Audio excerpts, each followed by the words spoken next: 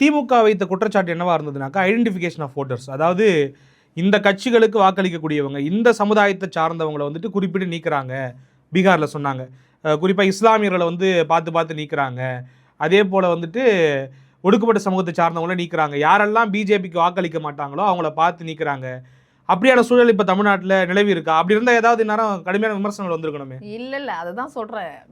Chief election கமிஷனரே பீகார்ல இங்க இருக்கிற முதலமைச்சரே போனார். பீகாருக்கு பரப்புரைக்கு போனார். நீங்க எதை முன்னெடுத்தீங்க? சாதனைகளை முன்னெடுக்கல.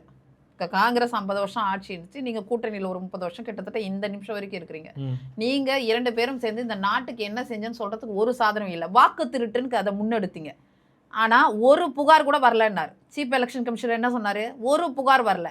அப்போ உண்மையாவே ஒரு வாக்குரிமை உள்ள ஒரு குடிமகனுக்கு அங்க வாக்கு திருட்டு நடந்திருந்தா சும்மா இருந்திருப்பாங்களா? அதுவும் 96 லட்சம்லாம் நீக்கிருந்தா ஒரு பெரிய அலை இல்ல அது.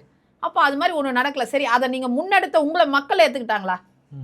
60லேருந்து 6 ஏன் சுருங்கி போனாங்க? ஏன்னா அவங்க கொண்டு போன பரப்புரை தப்பு. ஒரு முறையா ஒருத்தனுக்கு கிடைக்க வேண்டிய வாக்குரிமை சரியா கிடைக்கணும், சரியானபடி போகணும், சுதந்திரமா ஒரு எலெக்ஷன் நடக்கணுன்றது தான் நம்மளுடைய நோக்கம், எல்லாருடைய நோக்கம் அது. அந்த நோக்கத்தையே நீங்க வந்து கேள்வியாக்கிட்டு, நீங்க இருக்கும்போது தான் இடி இருந்துச்சு, நீங்க இருக்கும்போது தான் ஐடி இருந்துச்சு, நீங்க இருக்கும்போது தான் எலெக்ஷன் கமிஷன் இருந்துச்சு. அப்ப இன்னைக்கு என்ன பண்றீங்க? நீங்க செய்யற தப்புக்கெல்லாம் ஒரு கூட்டுக்குள்ள ஒளிஞ்சுக்கிட்டு பிஜேபின்னு பூச்சாண்டி காட்டிட்டு இருக்கீங்க. ஒரு முறையா எலெக்ஷன் நடக்கணுமா இல்லையா? அதுக்கு நாங்க ஆதரிச்சோம். இது மைக்ரோ லெவல்ல நடக்கணும். ஏன்னா தொடர்ந்து டி நகர்ல நாங்க வழக்கு போடுறோம், ஈரோட்டுக்கு போடுறோம், ஆர்கே நகருக்கு போடுறோம். 55,000 ஓட்டை நீக்கணும்னு 15,000 ஓட்டு, அப்புறம் 44,000 ஓட்டு ஈரோட்டில். இது வந்து நான் ஒன்றையும் எலெக்ஷன் கமிஷனுக்கு வக்காலத்து வாங்கலாம். அவங்க இத்தனை நாள் சரியா செய்யலைன்றது தானே எங்களோட குற்றச்சாட்டு. அப்ப சரியா செய்ய வரும்போது என்ன பண்ணோம்? ஒரு ஆளுகின்ற கட்சியா இருக்கட்டும், ஆண்ட கட்சியா இருக்கட்டும், அதை வரவேற்கணுமா வேணாவா? இப்ப இந்த ஒரு இன்னொரு விஷயம், நீங்க மைனாரிட்டி பத்தி பேசுறீங்க.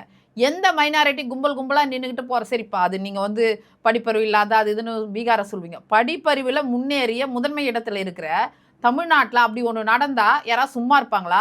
இல்லை யாராவது கும்பலா நின்றுக்கிட்டு முஸ்லீமும் கிறிஸ்டினும் எனக்கு வாக்கு போச்சுன்னு புகார் தெரிவிச்சாங்களா? புகார் தெரிவிக்கிறது எலெக்ஷன்